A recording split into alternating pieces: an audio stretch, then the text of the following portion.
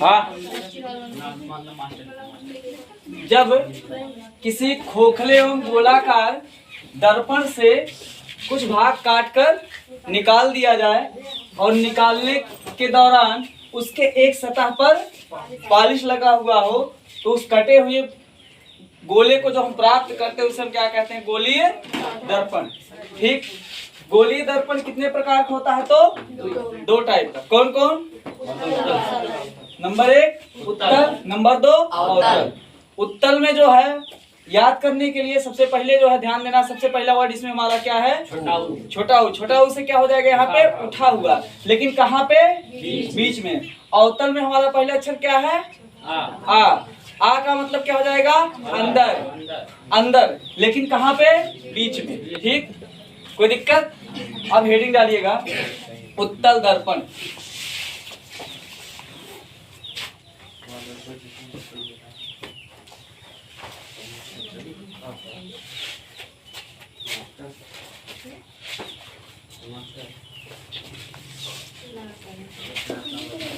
उत्तल दर्पण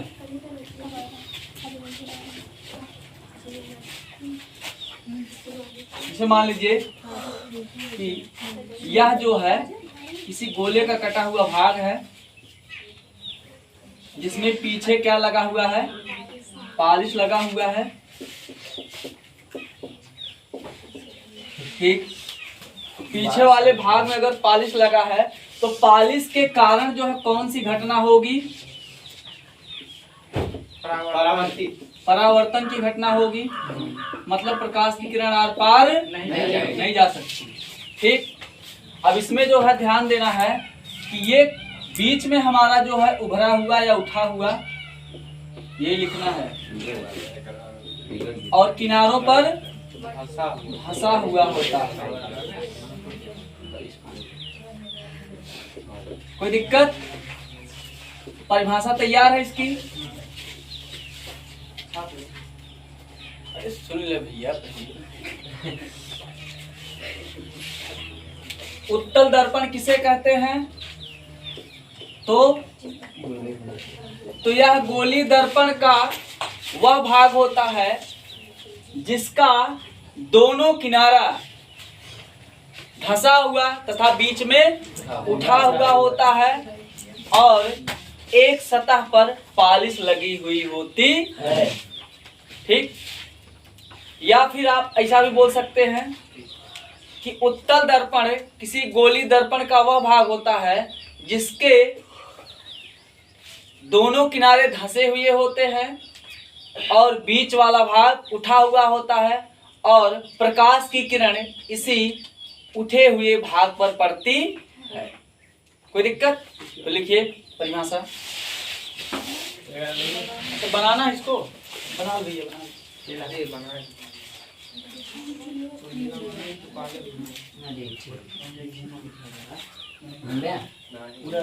ठीक है।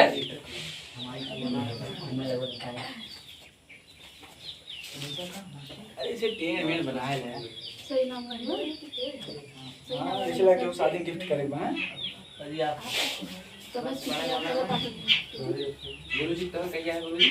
हैं 44-45 मई। वो मोबाइल दे है वही गुरुजी। राजा महाराजा भैया याद है।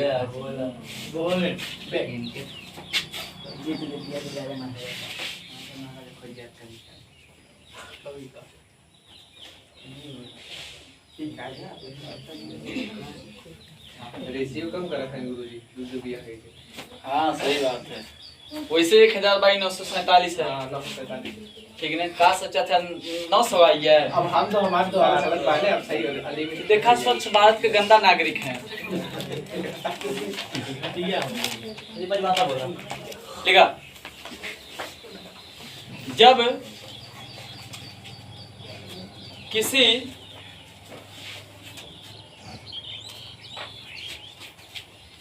गोलीय दर्पण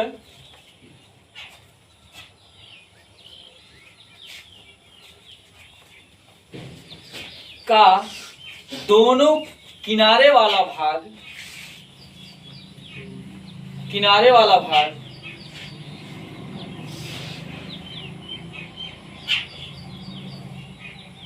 धंसा हुआ हो,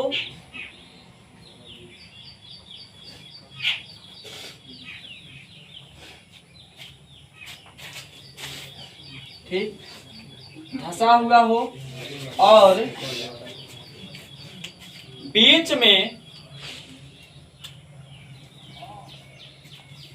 उभरा हुआ हो या उठा हुआ हो, बीच में उभरा या उठा हुआ हो,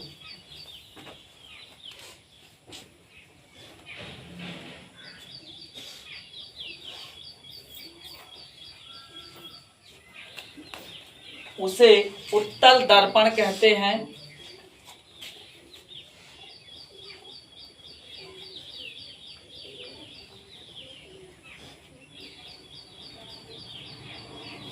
नीचे लिखिएगा नोट।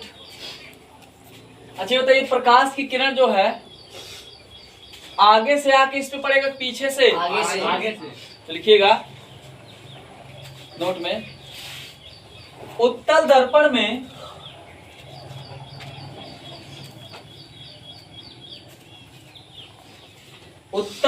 में परावर्तन की घटना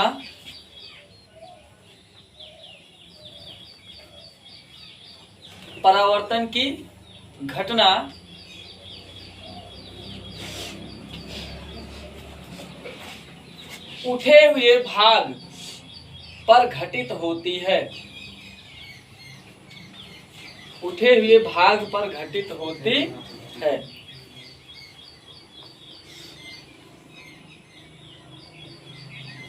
हो गया? अगला हेडिंग डालिएगा अवतल दर्पण।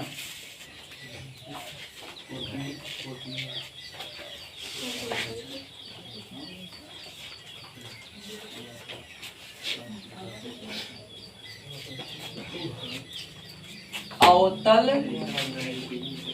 दर्पण, ठीक। अवतल दर्पण, इसका चित्र कैसा होगा?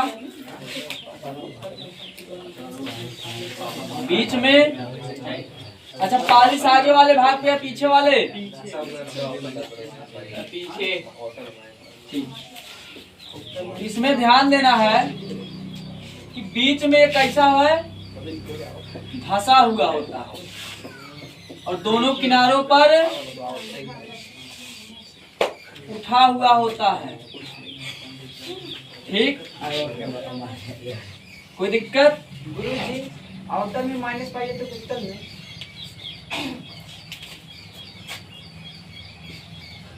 मैथ वाला सिस्टम अप्लाई होता है। अगर मान लीजिए हम बस्त की दूरी इधर लेंगे, बस्त की दूरी उधर लेंगे, तब उसके ऊपर निर्भर करता है कि माइनस होगा प्लस होगा।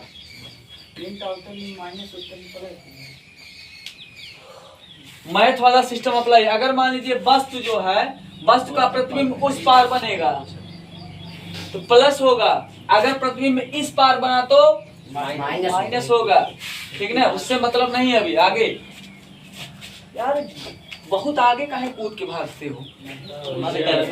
पूछने का मतलब खुजली हो जाएगा, दिमाग हो जाएगा खराब। मतलब हर चीज के सीखने का एक सिस्टम होता है ना। 9th में आए थे केमिस्ट्री के, जो CH देख के डर जाते थे, ई कैसे याद होगा?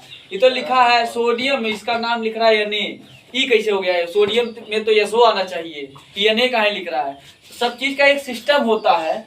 जैसे मैथ में नहीं होता है कि प्लस माइनस होता है, उसी हिसाब से इसका भी जो है देखिए कई पक्ष बनेगा इसमें। एक पक्ष इधर बनेगा, एक पक्ष इधर बनेगा, एक पक्ष जो इस लाइन के ऊपर बनेगा, एक पक्ष जो इस लाइन के नीचे बनेगा। तो हमको जो है ध्यान देना है कि किस कंडीशन से बात कर रहा है, कंडीशन के हिसाब से प्लस माइनस होगा। किसी किसी कंडीशन में कुछ भी नहीं होता है।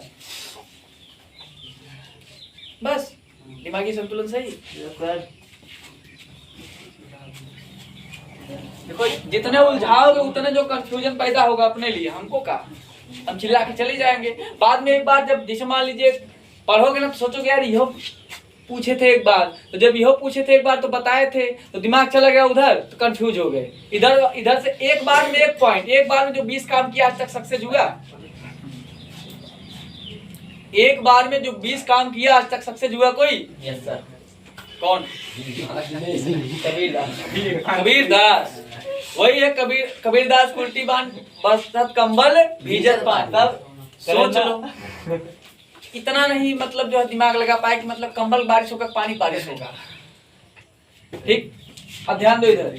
इसकी परिभाषा क्या लिखेंगे कि यह भी क्या होता है, एक प्रकार का गोलीय दर्पण का क्या होता है, प्रकार है। यह भी एक प्रकार गोलीय दर्पण है जो कि दोनों किनारों पर उठा हुआ, बीच में धंसा हुआ, पीछे वाले भाग पे जिसके कारण कौन सी घटना होती है? तो परावर्तन की घटना होती है। कोई दिक्कत? छाप लो इसको।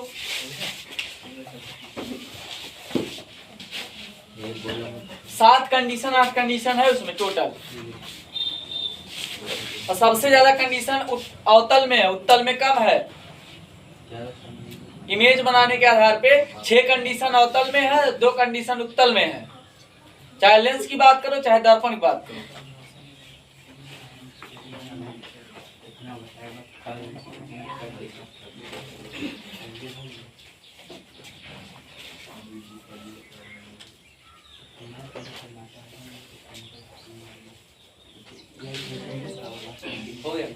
हो गया? लिखिएगा परिभाषा। हाँ, परिभाषा जो है उत्तल वाले का सेम टू सेम होना चाहिए ताकि जो है याद करने में दिक्कत ना हो। पता लगा एक सेंटेंस दूसरे टाइप का लिखा हुआ, एक दूसरे का सेंटेंस दूसरे टाइप का, अर्थ तो एक के होगा लेकिन जो होगा सेंटेंस जो अलग अलग हो जाएगा तो याद करने में दिक्कत होगी। ठीक, लिखिएगा। जब किसी गोलीय दर्पण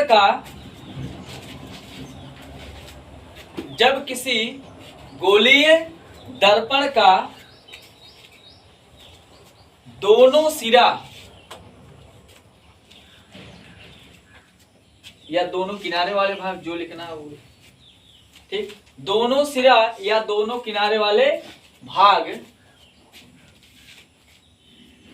उठे हुए या उभरे हुए हों,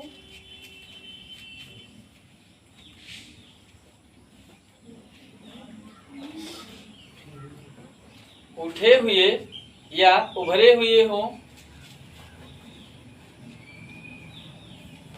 परंतु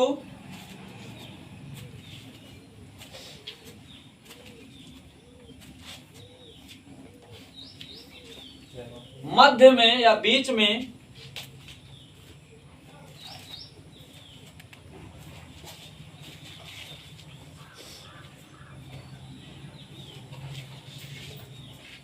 धंसा हुआ हो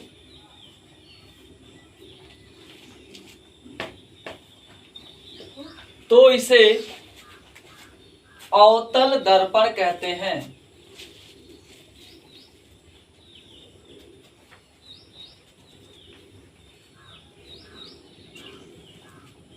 और इसी सतह पर परावर्तन की घटना संपन्न होती है।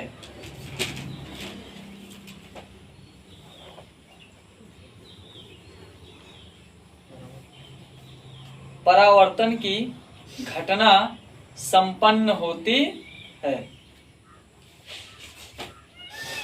हो गया?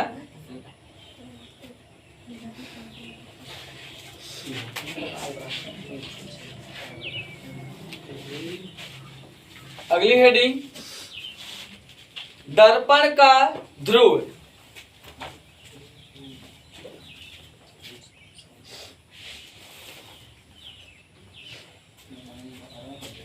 दर्पण का ध्रुव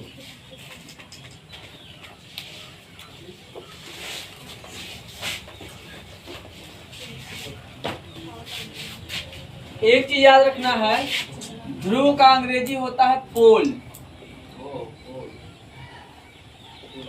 पोल, इसका पहला अक्षर उठा लेते हैं पी, इसी से इसको क्या करते हैं? प्रदर्शित करते हैं। दर्पण का ध्रुव, ठीक।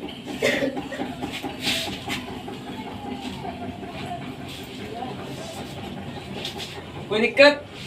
जैसे मान लीजिए हम लोग क्या पढ़े हैं कि एक पढ़े हैं अवतल लेंस और एक उत्तल। अवतल का जो है पीछे वाला भाग पॉलिश होता है और उत्तल का भी पीछे वाला भाग ही पॉलिश होता है। ठीक, तो ध्यान देना है।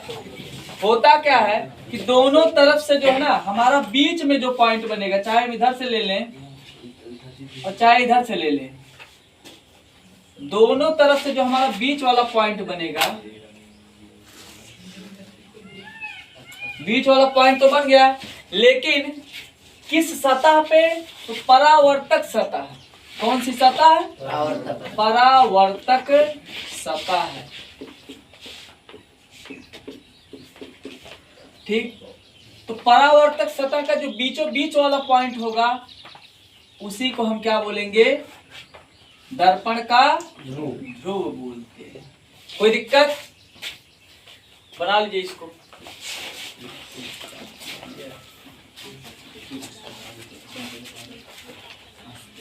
जैसे मान लीजिए अगर डायग्राम के थ्रू देखते हैं तो चाहे अवतल दर्पण हो या उत्तल,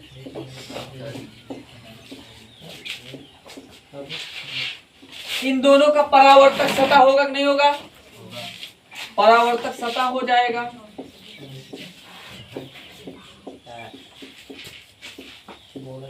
और परावर्तक सतह का जो बीच वाला पॉइंट होगा,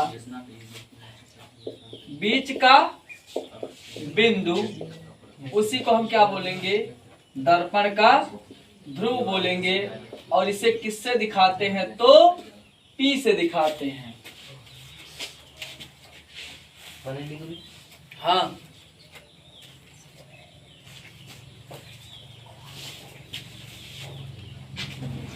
बनाओ बनाओ।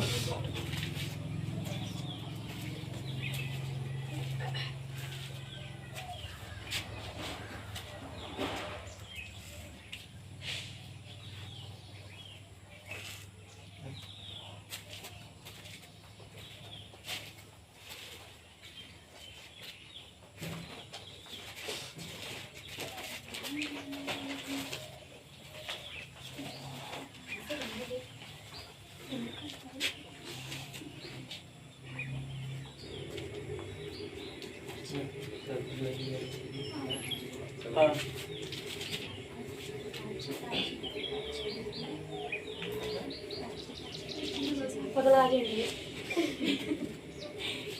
हम सोचे कौन सा कीड़ा काट लिया है, जापानी मच्छर काट लिया है। कीड़ा बोले हो? मेरे पास चाइनीज सुई बा। हो गया?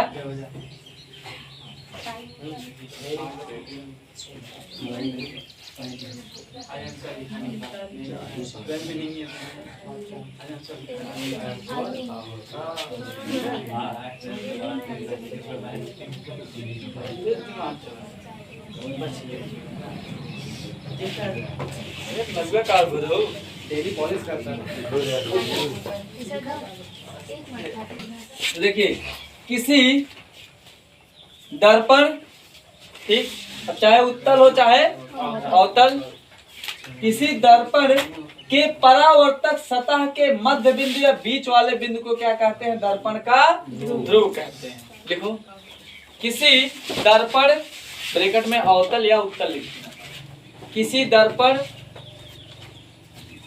ब्रैकेट में अवतल या उत्तल,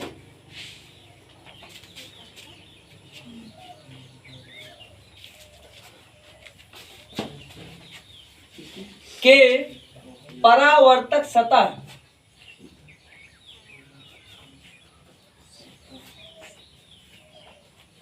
परावर्तक सतह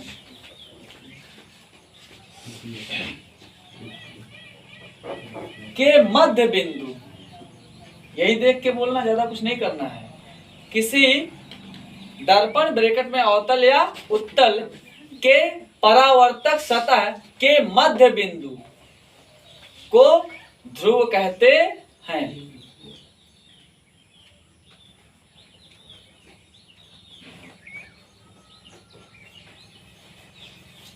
जिसे P से प्रदर्शित किया जाता है।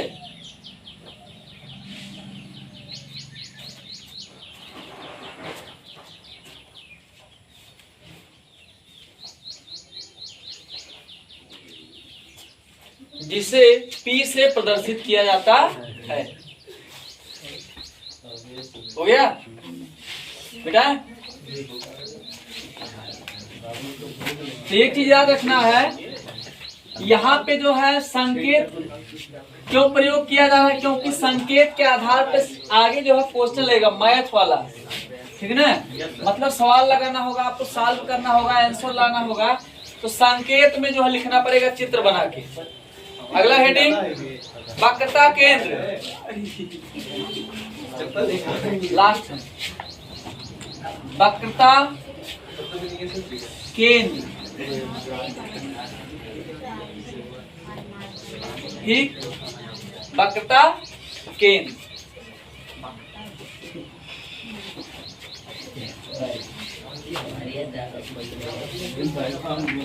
जैसे मान लीजिए ये जो है कोई एक गोला है, ठीक, इसमें से मान लीजिए हम इतना काट के अलग करते हैं,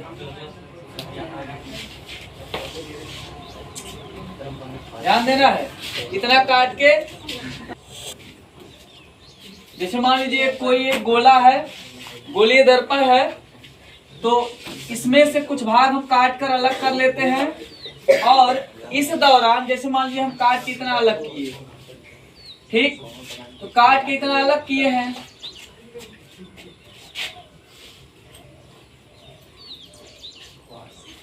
अब एक चीज बताइए कि जैसे मान लीजिए अगर हम काट के अलग करेंगे तो एक चीज हम डाट डाट, अगर आपसे कोई पूछे कितना बड़ा गोला था तो आप ऐसे से डाट डाट करके बताएंगे, नहीं बताएंगे? बताएंगे, डाट डाट करके बताएंगे ना। जब डाट डाट करके बताएंगे तो इस गोले का एक केंद्र था कि नहीं था? हर गोले का एक केंद्र होता है। तो यहाँ पे ये जो केंद्र बनेगा ना, यही हमारा क्या कहलाएगा? वक्रता केंद्र।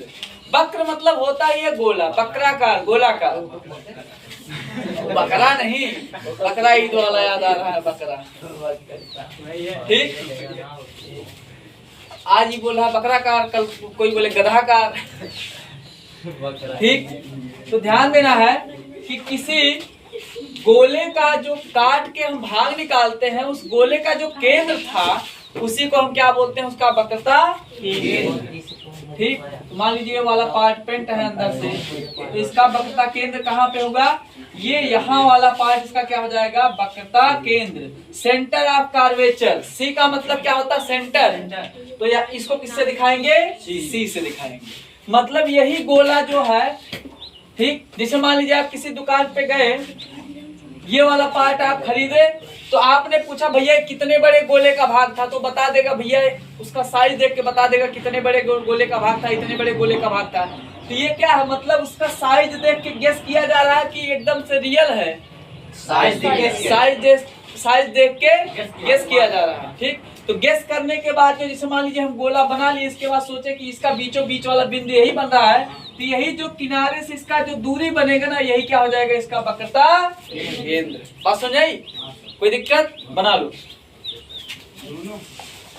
हाँ, ये नॉर्मल कंडीशन है, इसमें काट के निकाला गया, इसके बाद जो है इसका गोला देखा जाए।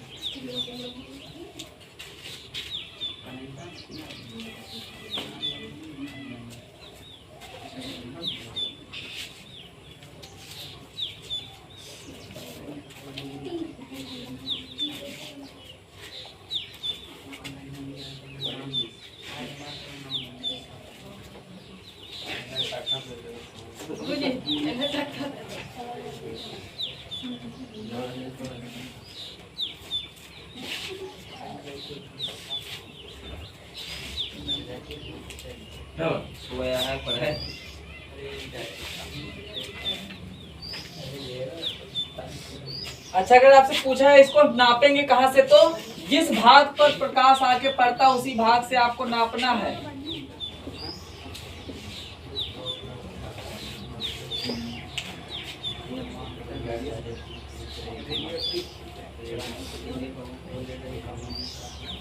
हो गया?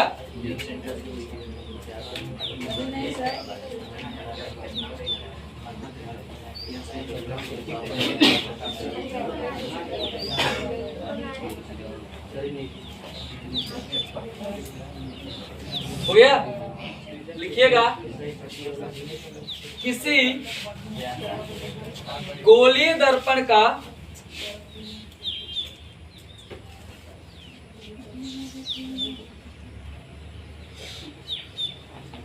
परावर्तक पृष्ठ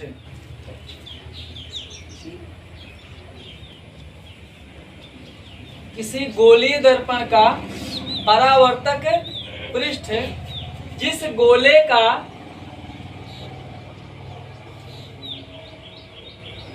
भाग होता है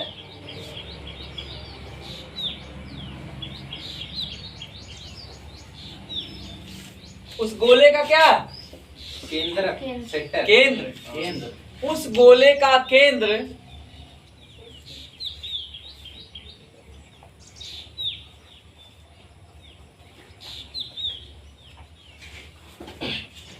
वक्रता केंद्र कहलाता है,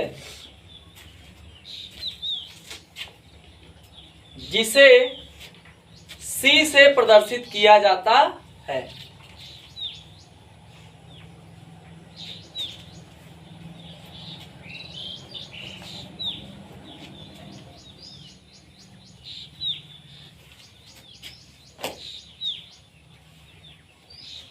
तो अगर परिभाषा देखें डायग्राम के तौर पे तो गोलीय दर्पण हो जाएगा। ये किसका भाग होता है? तो किसका भाग होता है गोलीय दर्पण? गोले का भाग होता है। ठीक, और इसकी एक परावर्तक सतह होती है, उसका जो क्या होगा? केंद्र होगा, वही हमारा क्या कहलाएगा? वक्रता केंद्र। वक्रता केंद्र।